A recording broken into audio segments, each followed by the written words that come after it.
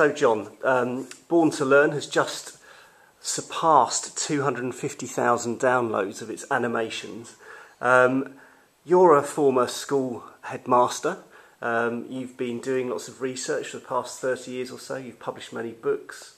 How did you get to this point where you've got some very successful animations being spread across social networks?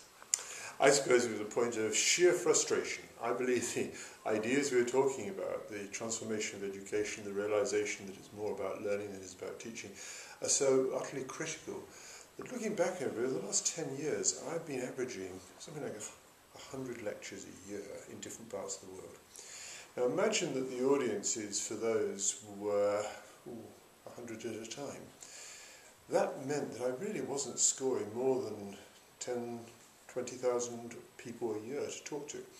And I'd written books, and people don't read, they buy books, they don't read them very well. And I wanted to get this message more broadly stressed.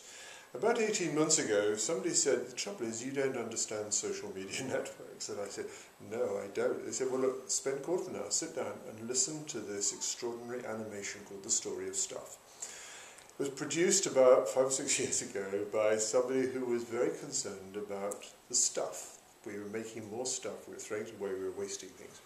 She'd written a very good book on it, which I believe was a good seller and sold probably about 50,000 copies. They said, well, look at this Story of Stuff animation, because in 20 minutes it tells the whole story of the book, and it's already been seen by 14 million people. And I was intrigued. I had to say I was dumbfounded because I thought I knew how to give lectures and whatever. But she had condensed a book into 20 minutes with cartoon characters. And of course, the background I come from, cartoon characters are the things of comics. They're not things of serious study. And so I took a little bit of persuading, but then we got into it. And just over a year ago, we produced the first Born to Learn animation. And I was amazed, I was almost spellbound as I watched the computer and saw the numbers gradually rising and rising and rising, people recommending it to other people. And of course I then started getting the message, you can't just rest with one, you need to have another one. You can't just rest with having the animations, you need to be able to refer people to a website where they can get the documentation and the further ideas of what you were actually talking about. So into that first animation, we put a lot of time in devising what are called FAQs, frequently asked questions. We put those up on the website so that people could go to that and further their understanding. And very quickly we found that our website was being flooded with people coming to download the sort of papers that I had written 5 years ago, 3 years ago, even 10 years ago, and giving them a new life and a vitality. And this was intensely exciting. Now the only problem was a financial one. It costed, I think it cost about £12,000 to make that first one. We then got on to the second one, which was about 10,000. These were both animations of less than 5 minutes. And again, it was a struggle to find that sort of money. We got into a third one, which is the reason we now got to 250,000 downloads. And that third one was a bit more expensive to do the whole thing, so we had to turn it into a trailer, a forerunner of it.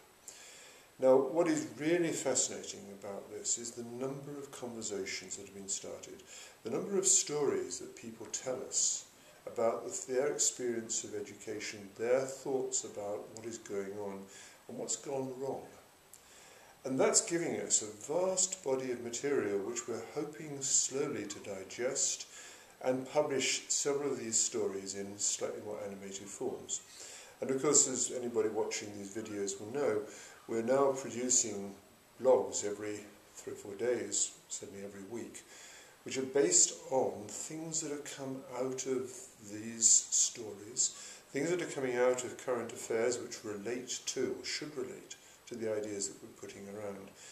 And we're now looking very seriously into how we can generate a sort of crowd formation who can help us to fund the next series of animations. Because actually, little phrases that come across, such as Born to Learn, such as adolescence is an opportunity, not a problem, do it yourself, don't fence me in. All these phrases are phrases which are absolutely critical to the deep ideas in the initiative, which are there in all the papers on the website, but actually if we put them into cartoon forms, people run with them, and they like them very much. And so basically we just have one ambition with this.